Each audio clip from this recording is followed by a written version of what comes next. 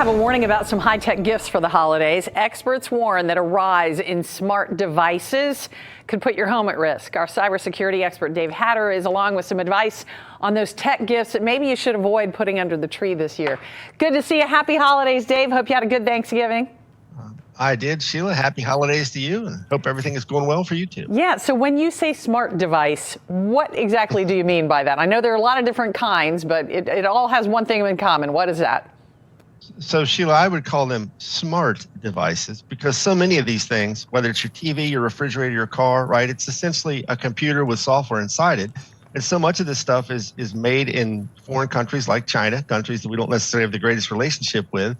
And experts have been raising concerns about the privacy and security implications of this for a long time. But now, fortunately, Congress has gotten into the game, the FCC, FBI, even the White House. In fact, I'm happy to see they put out a plan now for a program called U.S. Cyber Trust Mark, where it'd be similar to Energy Star, and you would get some, at least basic idea of, is this thing I'm buying, my treadmill, whatever it might be, how safe and secure is it? Because much of this stuff is not secure at all, and it's a privacy problem too.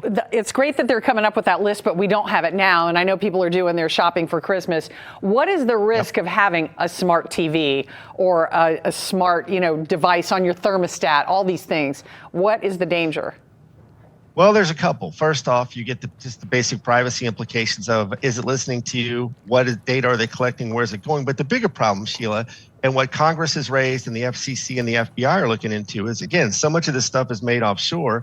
It has components in it from Chinese companies like Quectel and Fibocom, which has some potential problems. But ultimately, if you're working from home, right, we got more people working from home than ever before. People are shopping, they're accessing their bank accounts. It's entirely possible, and I know this sounds far-fetched to people, but go see what the government is saying about it.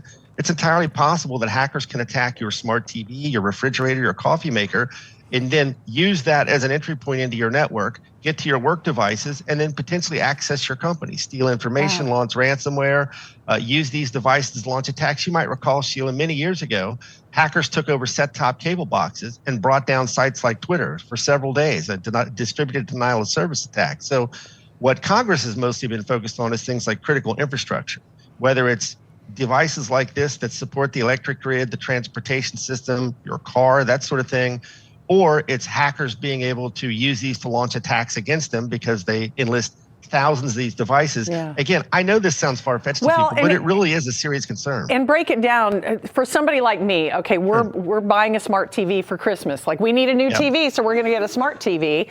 I don't work from home. I'm just going to watch TV on it. I'm not going to hook it up to a bunch of other stuff. So am I still at risk? And if so, how much? You are, but there are things you can do about it, Sheila. Okay, I mean, anytime what can you I have do? a smart device, you have to understand that there's a couple risks. Again, we already talked about some of these, but how long will the vendor put out software updates for this stuff, right? And the answer is usually not very long. So 2-3 years from now, if there are vulnerabilities in the software in your coffee maker, it's probably not going to be fixed. So here's what I recommend that you do. First off, don't buy any smart device you don't have to buy. That's getting harder and harder. It's hard to get a TV that's not smart at this point, right? You can use sites like Mozilla's Privacy Not Included. They do a breakdown of these kind of things. And then in the future, look for this Cyber Trust Mark.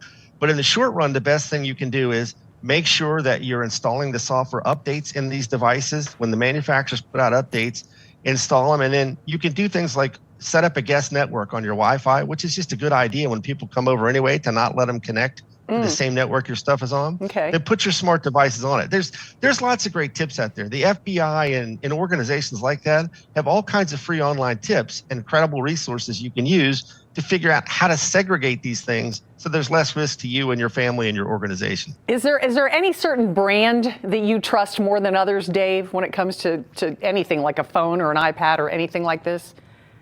Well, like with phones, yeah, I'm much more of an Apple fan because their business model is geared towards selling you hardware and software and less about collecting your data. So they tend to be more privacy and security friendly. The real problem, Sheila, is, so much of this stuff, like your average web camera, your average smart coffee maker, it's coming from no-name brands you never heard of. So that's where this gets a lot trickier. If you stick to the name brands like LG or Samsung or something, in the spaces where you can, if it's something Apple makes, or even though I'm not generally a huge Google fan, at least it's an American company. Right. They have an incentive to try to provide quality stuff. Try to stick to the name brands to the extent you can. And then again, it's so critical to make sure that you're installing the software updates and that you do things like change the default password so the hackers can't just look up your particular web camera and know how to access it. All right. So there's a lot of good information that'll help you. Okay, FBI, you said, has a lot of information on the web, and we appreciate you, Dave. Thank you. Always my pleasure. Thanks, Sheila. You can always find our local 12 stories right here on YouTube. Don't forget to tap subscribe, and then you can get all the notifications.